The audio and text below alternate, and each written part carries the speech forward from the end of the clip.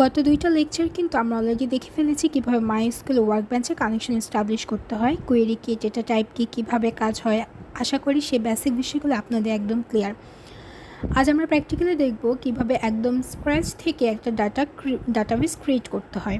আমি প্রতিটা জিনিস তোমাদেরকে ধাপে ধাপে দেখিয়ে দিব এবং সেই ডেটাবেসকে ব্যবহার করে কীভাবে তার ভেতর একটা টেবিল মেক বা তৈরি করতে হয় আমরা সেটিও দেখিয়ে দেবো। আমরা এই টেবিলটি মেক করব এবং এই সব কিছু তোমাদেরকে পড়ানো হয়েছে এবং সর্বশেষে সেই টেবিল থেকে ডেটা দেখার জন্য কিভাবে সেটাকে সিলেক্ট করতে হয় আমরা তাও দেখিয়ে দেব। তো আর কথা না বাড়িয়ে চলুন সরাসরি স্ক্রিনে গিয়ে শুরু করা যাক।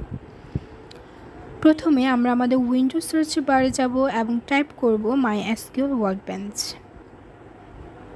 অ্যাপটি চলে আসে, আমরা সিম্পলি এটাতে ক্লিক করে ওপেন করে নিব।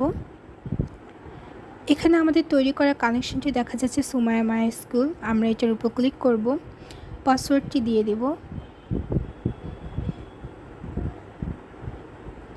এবং ওকেতে প্রেস করে আমরা আমাদের মূল SQL এডিট উইন্ডোজে প্রবেশ করব। ওয়ার্কশপের ওপেনে আমার পর স্ক্রিনে যদি আগে কোনো কোয়েরি থাকে সেটাকে আমরা সিলেক্ট করে রিমুভ করে দেবো এবং ফ্রেশ একটি ইন্টারফেস কাজ শুরু করতে পারি। এখন আমরা ডাটাবেসের জন্য কোয়েরি লিখব, ক্রিয়েট ডাটাবেস। আমি ডাটাবেসটির নাম দিচ্ছি হচ্ছে অ্যাকাউন্ট সেমিকোলন। কোয়েরিটি লেখা শেষে আমরা উপরের ওই লাইটিং আইকনে ক্লিক করব এবং নিচের দিকে খেয়াল করুন, ক্লিক করার পর গ্রিন টিকটি দেখা যায়, তার মানে আমাদের ডেটাবেসটি সাকসেসফুলি ক্রিয়েট হয়ে গেছে। ডেটাবেস তো তৈরি হলো, কিন্তু টেবিল বানানোর আগে সিস্টেমকে বলে দিতে হবে যে আমাদের এই ডাটাবেসটি ব্যবহার করতে হয়। সেজন্য আমরা লিখব ইউজ অ্যাকাউন্ট।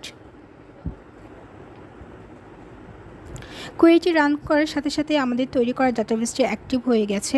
বাম পাশে স্ক্যামাতে প্যানেলে রিফ্রেশ দিলে আমরা অ্যাকাউন্ট ডাটাবেসটি দেখতে পাবো। রিফ্রেশ দিলাম, আমরা অ্যাকাউন্ট ডাটাবেসটি দেখতে পাচ্ছি। এবার হচ্ছে আমরা মাউসের রাইট বাটনে ক্লিক করব এবং এখানে আমরা সেট ডিফল্টে হচ্ছে ক্লিক করব, যাতে আমরা যা কাজ করব সব কিছু আমাদের এই ডাটাবেস এই অ্যাকাউন্টেই কাজ হবে। এবার চলুন এটার ভিতরে একটি টেবিল তৈরি করি। আমি ইউজারের তথ্যের জন্য একটা অ্যাকাউন্ট টেবিল বানাবো। কোয়েরি একটু বড়, মনোযোগ দিয়ে খেয়াল করুন। এখানে আমরা আইডি, নাম, জেন্ডার, ডেট অফ বার্থ এবং অ্যাকাউন্ট তৈরির সময় ট্র্যাক করার জন্য ফিল্ডগুলো নিয়েছি।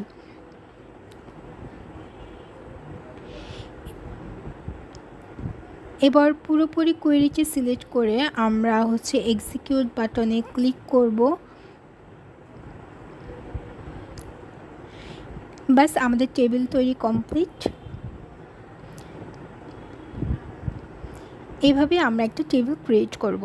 এবার দেখো সর্বশেষে টেবিলটি ঠিকঠাক তৈরি হয়েছে কি না তার জন্য আমরা কলামগুলো দেখার জন্য আমাদেরকে সিলেক্ট কোয়েরি চালাতে হবে।